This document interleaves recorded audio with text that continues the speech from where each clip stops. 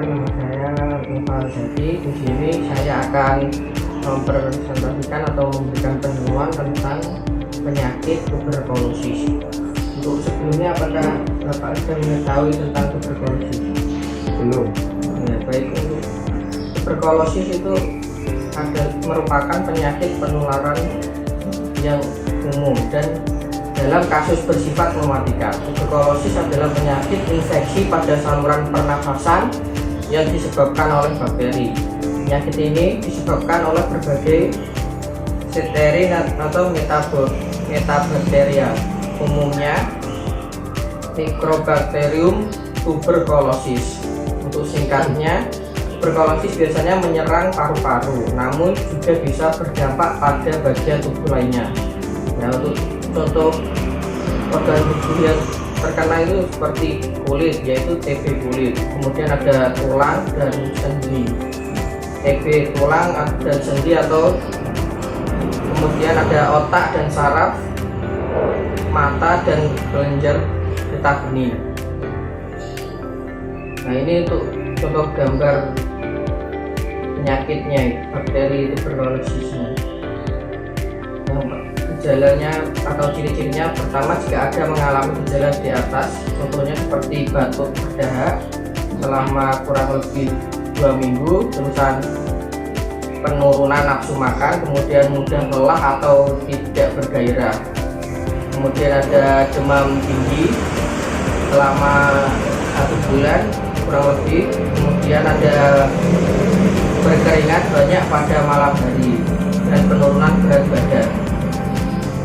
Gejala infeksi TB aktif di luar paru-paru. Gejala TB luar paru-paru bervariasi tergantung pada daerah tubuh yang terinfeksi. Misalnya batuk berdahak 2 minggu lebih, sakit punggung dapat merupakan gejala dari TB tulang belakang, atau leher Anda mungkin mendapatkan bengkak ketika kelenjar getah bening di leher terinfeksi. Kemudian yang beresiko tinggi tertular TB adalah seperti yang pertama, ada orang-orang yang berkontak fisik secara dekat dengan penderita. Yang kedua, orang-orang tua. Yang ketiga, anak-anak.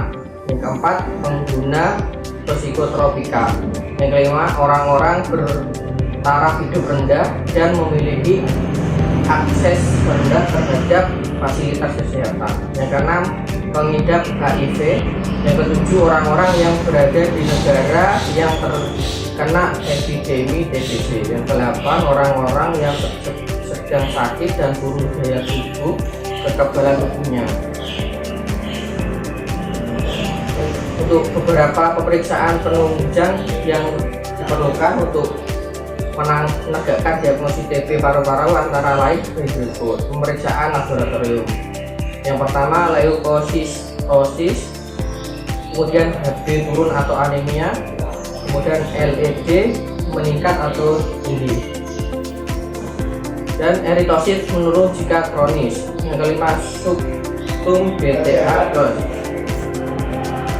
reses atau urin basil positif. Pemeriksaan radioaktif atau fototeroris menurunkan adanya pasien.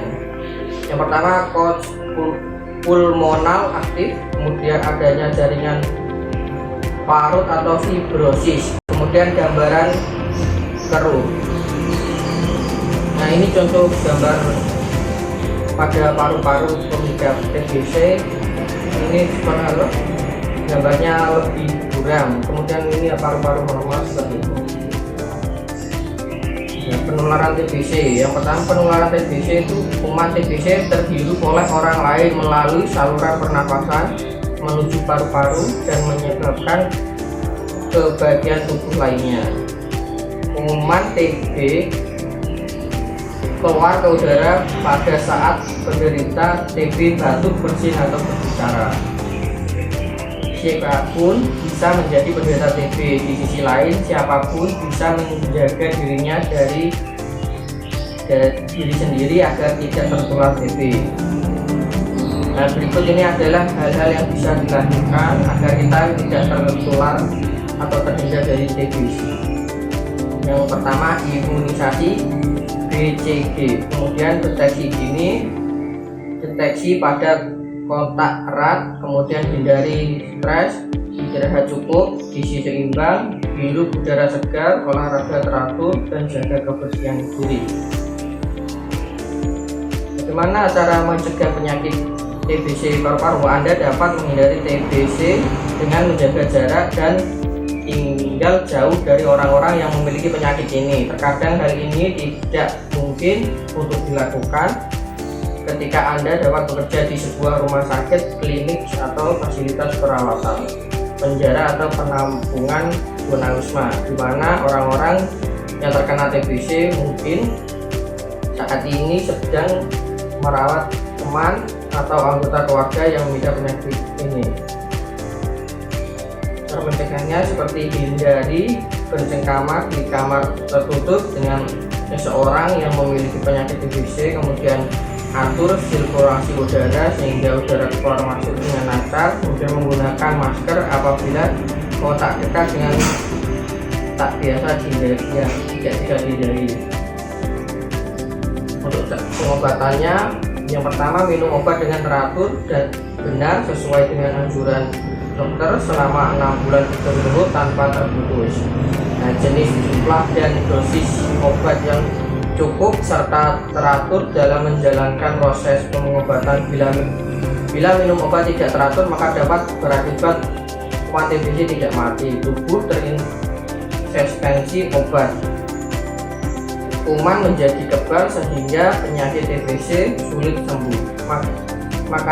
Makanan baik dengan gizi yang seimbang, kemudian istirahat yang cukup, berhenti merokok, hindari minum minuman beralkohol dan obat bius.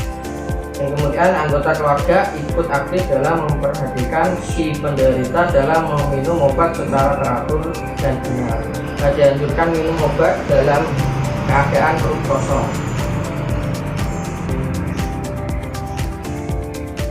Ya baik, itu sedikit penjelasan atau penyuluhan dari saya. Terima kasih atas partisipasinya. Wassalamualaikum warahmatullahi wabarakatuh. Waalaikumsalam warahmatullahi wabarakatuh.